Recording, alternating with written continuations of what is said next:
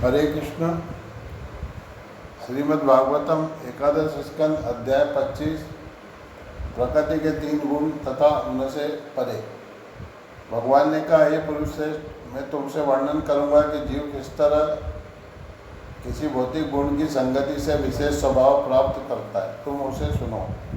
मन तथा इंद्रिय, संयम, सहिष्णुता, विवेक, नियत कर्म का पालन, सत्य, दया, भूत तथा भविष्य का सतर्क अध्ययन, किसी भी स्थिति में संतोष, उदारता, इंद्रिय तृप्ति का परित्याग, गुरु में श्रद्धा, अनुचित कर्म करने पर व्यग्रता, दान, सरलता, दीनता तथा अपने में संतोष, ये सतोगुण के लक्षण हैं। भौतिक इच्छा, महान उद्योग, मद, लाभ में भी असंतोष, मिथ्या अभिमान, भौतिक उन्नति के लिए प्रार्थना, अन्यों से अपने को विलक तथा अच्छा मानना, इंद्रिय तृप्ति, लड़ने की छटपटाहट, अपनी प्रशंसा सुनने की चाह, अन्यों का मजाक उड़ाने की प्रवृत्ति, अपने बल का विज्ञापन तथा उस बल के द्वारा अपने कर्मों को सही बताना, ये रजोगुण के लक्षण है।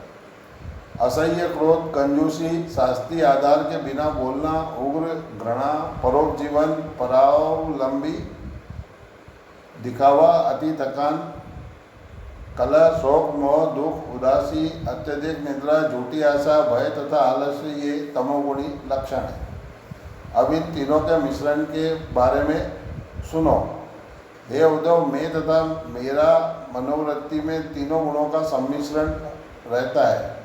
इस जगत के सामान्य व्यवहार जो मन, अनुभूति के विषयों, तन्मात्राओं, इंद्रियों तथा शरीर की प्राणवायु द्वारा संपन्न किए जाते हैं, भी गुणों के सम्मिश्रण पर आधारित होते हैं। जब मनुष्य धर्म, अर्थ तथा काम में अपने आप को लगाता है तो उसके उद्यम से प्राप्त श्रद्धा, संपत्ति तथा यौन सुख प्रकृति के तीनों गुणों की अन्योन्य क्रिया को प्रदर्शित करते हैं। जब मनुष्य पारिवारिक जीवन में अनुरक्त होने से इंद्रिय तृप्ति चाहता है और इसके फलस्वरूप जब वह धार्मिक तथा वृत्तिपरक कार्यों में स्थित हो जाता है तो प्रकृति के गुणों का मिश्रण प्रकट होता है। आत्मसंयम जैसे गुणों को प्रदर्शित करने वाला व्यक्ति प्रधानतः सतोगुणी माना जाता है। इसी तरह रजोगुणी व्यक्ति अपनी विषय वासना से पहचाना जाता है तथा तमोगुणी व्यक्ति क्रोध जैसे गुण से पहचाना जाता है। कोई व्यक्ति, चाहे वह पुरुष हो या स्त्री, यदि अपने नियत कार्यों को बिना किसी आसक्ति के मुझे अर्पित करते हुए मेरी पूजा करता है तो वह सतोगुणी समझा जाता है। जब कोई व्यक्ति भौतिक लाभ पाने की आशा से अपने नियत कर्मों द्वारा मेरी पूजा करता है, उसका स्वभाव रजोगुणी समझना चाहिए। और जब कोई व्यक्ति अन्यों के साथ हिंसा करने की इच्छा से मेरी पूजा करता है, वह तमोगुण में स्थित होता है। प्रकृति के तीनों गुण सतो, रजो तथा तमो जीव को तो प्रभावित करते हैं किंतु मुझे नहीं। उसके मन में प्रकट होकर ये जीव को भौतिक शरीरों तथा अन्य उत्पन्न वस्तुओं से अनुरक्त होने के लिए प्रेरित करते हैं। इस तरह जीव बंध जाता है। जब प्रदीप्त, शुद्ध तथा शुभ सतोगुण, रजोगुण तथा तमोगुण पर हावी होता है तो मनुष्य सुख, प्रतिभा, ज्ञान तथा अन्य गुणों से युक्त हो जाता है।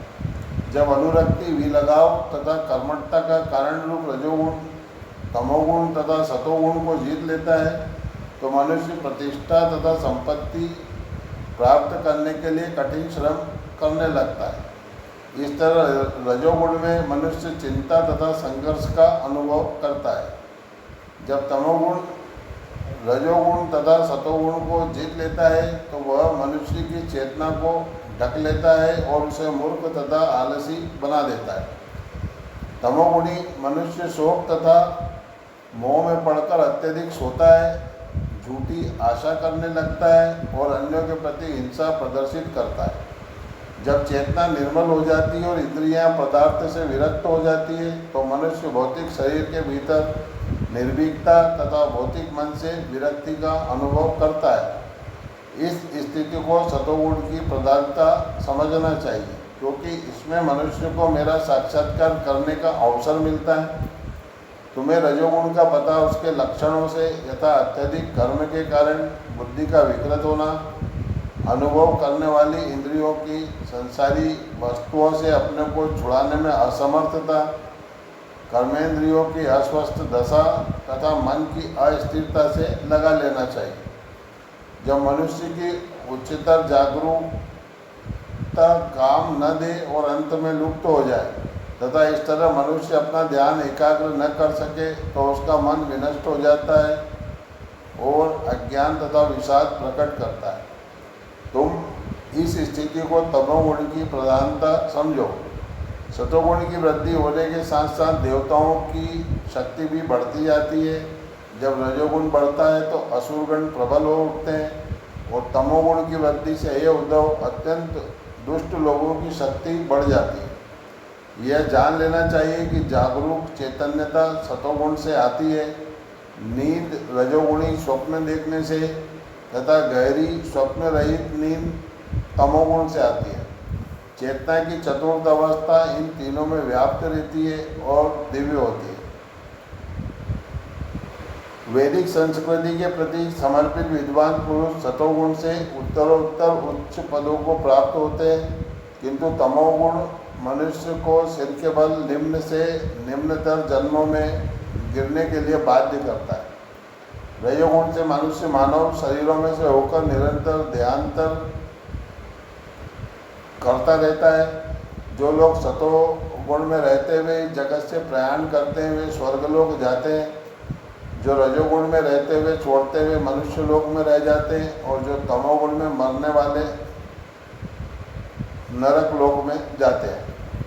किंतु जो प्रकृति के सारे गुणों से मुक्त है वे मेरे पास आते हैं। फल का विचार किए बिना जो कर्म मुझे अर्पित किया जाता है वह सतोगुण माना जाता है।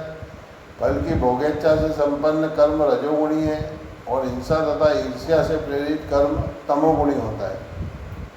परम ज्ञान सात्विक होता है, द्वैत पर आधारित ज्ञान राजसी होता है और मूर्खता पूर्ण भौतिकतावादी ज्ञान तामसिक है। किंतु जो ज्ञान मुझ पर आधारित होता है वह दिव्य माना जाता है। जंगल का वास सतोगुणी, कस्बे का वास रजोगुण, जुआघर का वास तमोगुणी तथा मेरे धाम का वास दिव्य होता है। आसक्ति रहित कर्ता सात्विक होता है, रागांध कर्ता राजसी तथा अच्छे बुरे भेद को पूरी तरह भुला देने वाला कर्ता तामसिक है। किंतु जिस कर्ता ने मेरी शरण ले रखी है वह प्रकृति के गुणों से परे माना जाता है। आध्यात्मिक जीवन की दिशा में लक्षित श्रद्धा सात्विक होती है, सकाम कर्म पर आधारित श्रद्धा राजसी होती है और अधार्मिक कृत्यों में वास करने वाली श्रद्धा तामसी होती है। किंतु मेरी भक्ति में जो श्रद्धा की जाती है वह शुद्ध रूप से दिव्य होती है। जो भोजन लाभप्रद शुद्ध तथा बिना कठिनाई के उपलब्ध हो सके वह सात्विक होता है। जो भोजन इंद्रियों को तुरंत आनंद प्रदान करता हो वह राजसी है और जो भोजन गंदा हो तथा कष्ट उत्पन्न करने वाला हो वह तामसी है। आत्मा से उत्पन्न सुख सात्विक है, इंद्रिय तृप्ति पर आधारित सुख राजसी है और मोह तथा दीनता पर आधारित सुख तामसी है। किंतु मेरे भीतर पाए जाने वाला सुख दिव्य है। इसलिए भौतिक वस्तु, स्थान, कर्मफल, काल, ज्ञान, कर्म, कर्ता, श्रद्धा, चेतना की दशा, जीव योनि तथा मृत्यु के बाद का गंतव्य, ये सभी प्रकृति के 3 गुणों पर आधारित होते हैं। हे पुरुषश्रेष्ठ, भौतिकतावादी की सारी दशाएं भोक्ता आत्मा तथा भौतिक प्रकृति के अन्योन्य क्रिया से संबंधित है। चाहे वे देखी हुई हो, सुनी हुई हो या मन के भीतर सोची विचारी गई हो, वे किसी अपवाद के बिना प्रकृति के गुणों से बनी हुई होती है। हे सौम्य उद्धव, बद्ध जीवन की ये विभिन्न अवस्थाएं प्रकृति के गुणों से पैदा हुए कर्म से उत्पन्न होती है। जो जीव इन गुणों को जो मन से प्रकट होते हैं जीत लेता है वह भक्ति योग द्वारा अपने आप को मुझे अर्पित कर देता है और इस तरह मेरे प्रति शुद्ध प्रेम प्राप्त करता है। इसलिए इस मनुष्य जीवन को जो पूर्ण ज्ञान विकसित करने की छूट देता है, प्राप्त करके बुद्धिमान लोगों को चाहिए कि वे अपने को प्रकृति के गुणों के सारे कलमश से मुक्त कर लें और एकमात्र मेरी भक्ति में लग जाएं। समस्त भौतिक संगति से मुक्त तथा मोह से मुक्त बुद्धिमान साधु को चाहिए कि अपनी इंद्रियों का दमन करे और मेरी पूजा करे। उसे चाहिए कि सतोगुणी वस्तुओं में ही अपने को लगाकर रजो तथा तमो गुणों को जीत ले। तब भक्ति में स्थिर होकर साधु को चाहिए कि गुणों के प्रति अन्य मनस्क रहकर सतोगुण को जीत ले। इस तरह अपने मन में शांत एवं प्रकृति के गुणों से मुक्त आत्मा अपने बद्ध जीवन के कारण का ही परित्याग कर देता है और मुझे पा लेता है। मन की सूक्ष्म बद्धता तथा भौतिक चेतना से उत्पन्न गुणों से मुक्त हुआ जीव मेरे दिव्य स्वरूप का अनुभव करने से पूर्णतया तुष्ट हो जाता है।